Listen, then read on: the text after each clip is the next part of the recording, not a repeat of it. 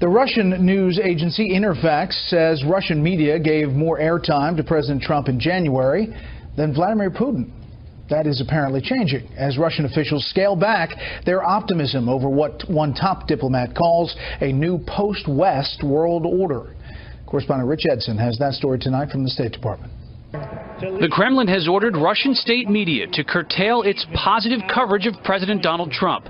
Russian officials worry the new U.S. administration is less friendly towards Russia than first thought. This is according to Bloomberg, citing 3 people familiar with the matter.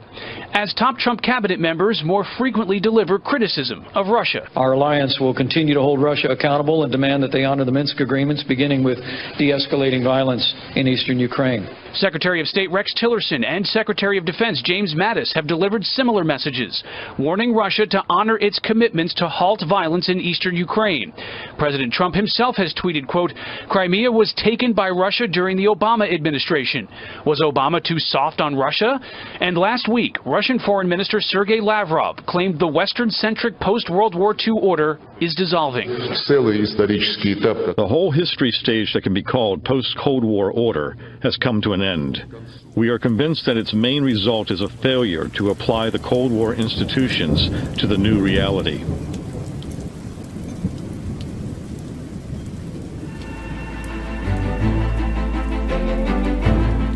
Russia's top diplomat is a man on a mission. Sergei Lavrov is at the forefront of Moscow's efforts to promote itself as an international power broker, with the Kremlin calling for a new world order. Ответственные лидеры должны сделать выбор. Надеюсь, что выбор будет сделан в пользу созидания демократического и справедливого мирового порядка. Если хотите, назовите его пост-Вест. And in the game of geopolitics, Russia has become a major player in Syria. It's provided Bashar al-Assad's regime with military might, from troops on the ground to strikes from the skies, and helped the government secure a seat at the negotiating table. It may be trying to expand its reach. Last week, Russia hosted Kurdish groups from Turkey, Iran, Iraq and Syria for a conference on the Middle East. On the same day, it brought multiple players involved in the Afghan conflict together for peace talks. Russia has been cultivating contacts with the Taliban as a countermeasure against Daesh, a move which isn't backed by all of the other parties, or a key player which wasn't invited to join the talks.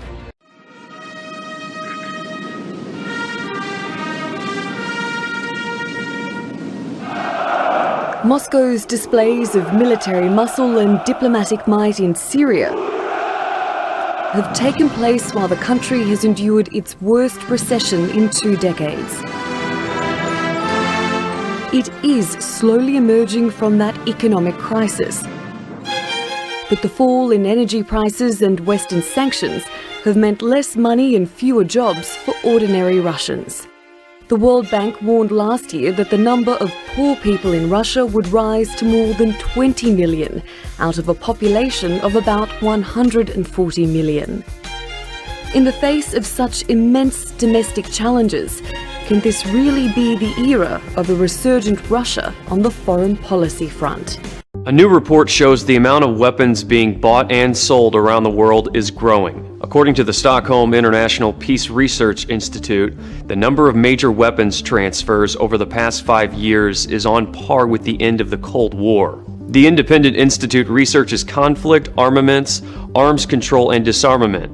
It keeps a running database of weapons transfers using government resources, industry reports, and media outlets. Of the more than 100 countries it studied from 2012 to 2016, it found the U.S. exported 1/3 of all major weapons moved. Roughly half of those weapons from the U.S. went to the Middle East. Experts told CNN instability in the region and the rise of ISIS likely helped increase sales. Since 2012, Saudi Arabia and the United Arab Emirates have been the biggest U.S. customers. A researcher told Al Jazeera both countries are using advanced weapons to intervene in Yemen's civil war. Saudi Arabia had a 212% increase in arms imports over the past 5 years. According to the SIPRI, Riyadh is the world's second largest arms importer after India, while the United States remains the top global exporter. The study says half of Washington's arms exports have been destined for the Middle East since 2012. You may not know it, but Israel is the 7th largest arms seller in the world, and its companies even account for 2.1% of global weapons sales. Now, Israel is prepared to relax regulations on the exports of weapons in what some are calling a renewed push to reform the industry. Well, the effort is being led by the Defense Export Control Agency, which is a branch of the Israeli Defense Ministry. And the relaxation of the regulations that I'm going to talk about in my report comes in conjunction with the stiffening of penalties for defense contractors who violate the Defense Export Control Law. Despite a global slowdown in weapons purchases, Israel's industry actually grew by 10% last year. Now, according to a new report from the Stockholm International Peace Research Institute, Israel's increase in sales has been reflected on a global scale because worldwide arms trade has risen to its highest level since the Cold War. Of course, the sale of advanced weaponry to foreign nations is a controversial issue within Israel, often creating strange political partnerships. U.S. officials are alleging that China is close to completing a base for low-range surface-to-air missiles in the South China Sea. According to Reuters, the officials say that China is nearly finished building almost 24 structures on artificial islands in the South China Sea that appear designed to house the weapons. The question now is how the Trump administration will respond. The administration has called China's island building in the South China Sea illegal. During his campaign, the president promised to take a firm stance against the country. It makes me sad that someone would do something like that. Pastor Brad Flaskamp doesn't know what to make of it. Twice in 2 weeks, somebody broke the head off this Jesus statue at the Cottage Avenue Pentecostal Fellowship. I could tell you that I don't think it's kids. It'd have to be a kid that could wield a sledgehammer. The first time, the vandal left the head behind and church members were able to reattach it. But this time, whoever broke off the head took it with them. Someone needs Jesus, that's for sure. Not just his head. Right, not just his head, that's the truth. The statue is only 5 years old, but the church itself has been here for about 100 years and has deep, strong ties here in the Bates-Hendricks neighborhood. I think it's somebody that just has fun destroying other people's things, honestly. So far, police don't have any leads and will likely need help from the neighborhood. It is a difficult case to investigate. However, our detectives are very good about trying to connect the dots and get information from those in the community. The pastor says they only want the head returned. If the vandal brings it back, he won't even call police. We'd welcome him. We'd welcome him. We'd forgive him. That's what it's all about. Ivanka Trump has asked Americans to exhibit religious tolerance in a tweet she posted last night. The daughter of the president tweeted a show of support for the Jewish community after 11 more Jewish community centers were targeted with bomb hoaxes on President's Day. Quote, "America is a nation built on the principle of religious tolerance," end quote, she wrote. "We must protect our houses of worship and religious centers. Hate crimes and threats against Jewish community centers have been on the rise. 11 JCCs were evacuated yesterday in Birmingham, Cleveland, Chicago, St. Paul, Tampa, Tulsa, Nashville, Milwaukee, Houston, and Buffalo because of bomb threats. All appeared to be hoaxes, and no one was injured. The FBI launched a hate crime investigation into JCCs last month after the centers received 60 threats. The White House responded to a reporter's query about the latest string of bomb threats called into Jewish community centers by saying, quote, "These actions are unacceptable," end quote. During President's Day weekend, 3 of Washington's best-known monuments were defaced with graffiti. According to a National Park Service spokesman, this is the 3rd major vandalism of memorials in the U.S. Capitol since 2013. The World War II Memorial, Lincoln Memorial, and Washington Monument were all defaced with a marker pen at some point between Sunday night and Monday morning. On a sunny day in Berlin, some of Europe's leading police officers gathered to discuss the way ahead. On the sidelines of the conference were all the latest innovations to help them. The political imperative behind this annual event was clear: how to build a strong state for a strong Europe. Germany's Interior Minister was keen to spell out what that meant. Europe must decide who can come to Europe and who stays in Europe. Europe must know who is coming to Europe and then leaves again.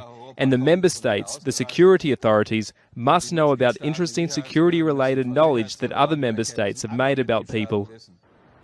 Looming over this conference is the spate of violent attacks that struck Europe in 2016. December's Berlin Christmas market attack killed 12 people and wounded 56 more. Border security has become a key issue at this conference. At least 3 of the violent acts carried out in Germany in 2016 were done so by people who claimed to be refugees.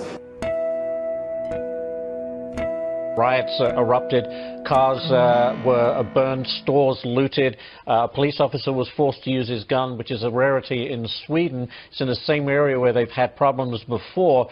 A film crew, to Army's point, a film crew from Australia's 60 Minutes were attacked, not last night, but were attacked in the same area last year.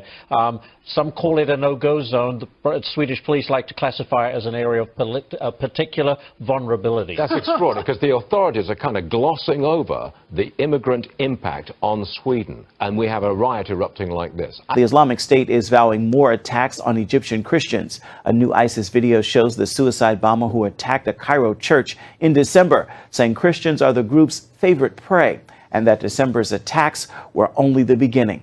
Egypt's Coptic Christians make up around 10% of the population.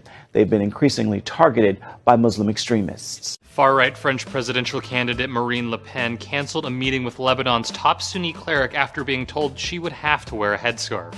Le Pen was apparently presented with the headscarf when she arrived at the office of Lebanon's Grand Mufti. She refused to put it on and walked out of the meeting. Female non-Muslim dignitaries have occasionally opted to cover their heads while working in Muslim-majority countries. Sweden's trade minister was recently criticized for wearing a veil during a state trip to Iran. But Le Pen's brand of nationalism has put her at odds with the Islamic garb. She previously vowed to ban all religious symbols in public if elected president. Le Pen is currently projected to earn enough votes to survive the first round of France's presidential elections on April 23rd. She's not predicted to win a runoff, but the polls have been tightening in recent weeks. The Italian capital Rome, scuffles have broken out between protesting taxi drivers and riot police.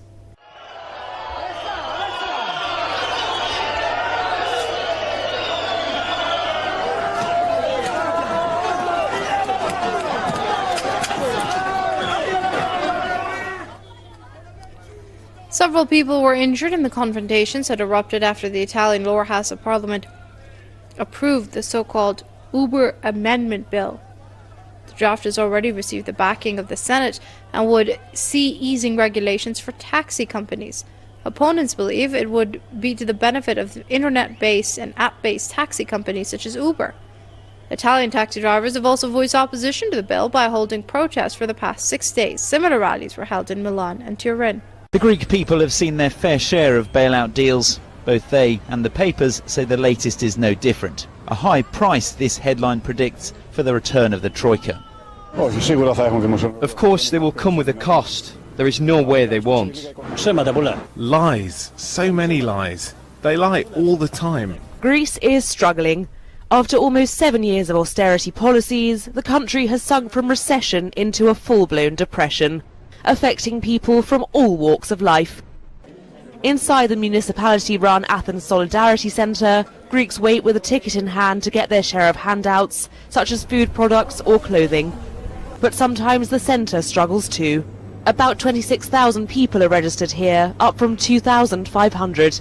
A survey has found that over 75% of households suffered a significant income reduction last year. A third had at least one unemployed member, and as many as 40% said they had to cut back on food spending. In Athens, many go to soup kitchens for their daily meal, and many don't turn on the heat. One such church-run soup kitchen serves 400 meals on a daily basis. A 61-year-old unemployed volunteer, Eva Agki-Salaki, herself a recipient of food handouts, says she struggles every day. We just exist these days. Most Greeks just exist. A survey conducted in December found that over 92% of Greeks said the debt crisis had affected them. Bolivian coca growers clash with riot police in La Paz Tuesday, angry over a draft government bill that would legalize 20,000 hectares of land for the growing of coca leaves. And that, protesters say, would introduce unwelcome competition for the Los Yungas coca growers. The bill extends legality of around 7,000 hectares of land in the El Chapare region, where President Evo Morales was the leader of an illegal coca growers union before taking office. Clashes heated up Monday and went into the night, with dozens reportedly arrested and one person seriously injured. The government says increasing the land is necessary to satisfy the local market. But these protesters say they want Morales to hear them out. Food prices have been rapidly climbing in East Africa due to a severe drought that has left thousands of people struggling to cope with the situation. According to agricultural officials, low and unpredictable rainfall in recent months has caused substantial damage to agricultural output in many parts of the region. It's a very, very big challenge for the country and for the region, and particularly for the Minister of Agriculture, to continue thinking that we must depend on the vagaries of nature.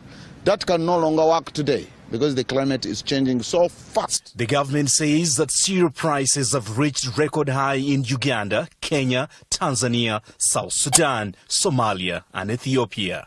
The rising staple food prices are reportedly constraining food access for large numbers of households, raising alarms about consequences of food insecurity. Children are also allegedly going without food in many parts of the region due to failure by farmers to harvest crops as a result of poor yields caused by the severe drought. Cereal prices are reportedly not the only ones rising.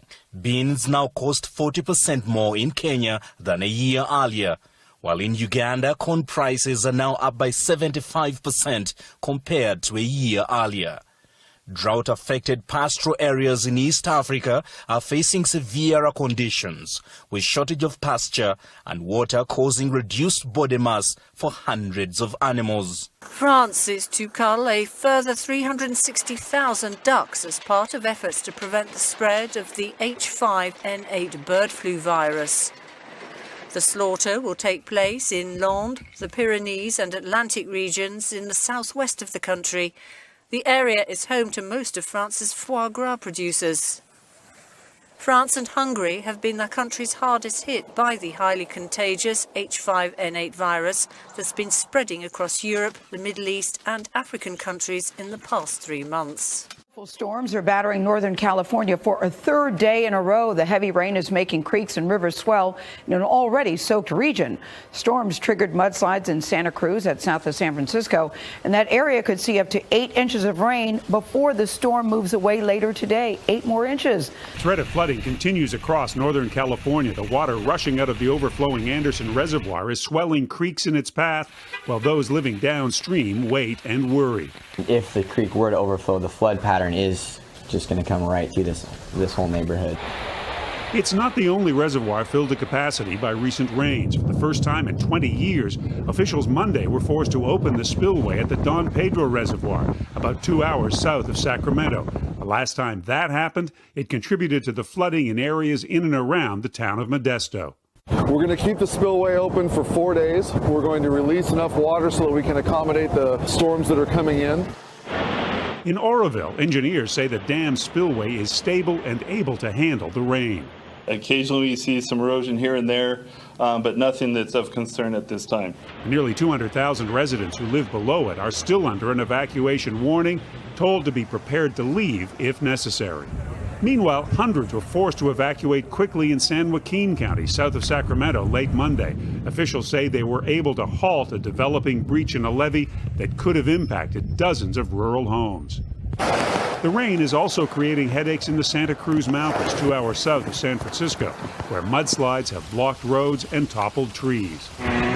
When this giant fir tree fell near Santa Cruz, commuters with chainsaws helped to clear the road before firefighters arrived. The county's public works superintendent says this winter season has been relentless. We're tired. Our crews have 1 day a week off if they're lucky. Since California's rainy season began in October, San Francisco has logged more than 24 inches of rain.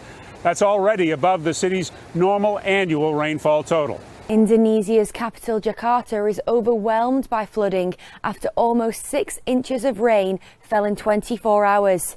In East Jakarta, water stood almost 5 feet high on February 21st. Thousands of homes are flooded, schools have been closed, and many workers have been forced to stay home. The city often experiences flooding this time of year, but heavy rainfall isn't the sole contributor to annual flooding. The Guardian reported last year Jakarta is sinking from 3 centimetres per year to 20 centimetres per year in some areas. It's a result of residents extracting drinking water from shallow aquifers below the city, causing the land above it to collapse. Jakarta also has up to 13 rivers in it, which often burst their banks when monsoon season rolls around. A 56-year-old woman jumped into the line of duty over the weekend. So here's what happened. Vicki Williams Tillman was driving when she saw a man attacking a police officer. She pulled over and called 911. But when the suspect grabbed the officer's baton and started hitting him with it, she knew she had to do more. The grandmother hurled herself onto the suspect's back. You could see it in his eyes that he needed help, and I just wasn't going to walk away from that. And no fear at all, just walked around. Next thing I knew, she was pulling the suspect's hand off my gun. Hashtag no fear. The attacker was arrested and faces multiple charges. The Baton Rouge Police Department says Williams Tillman is a true hero. She is.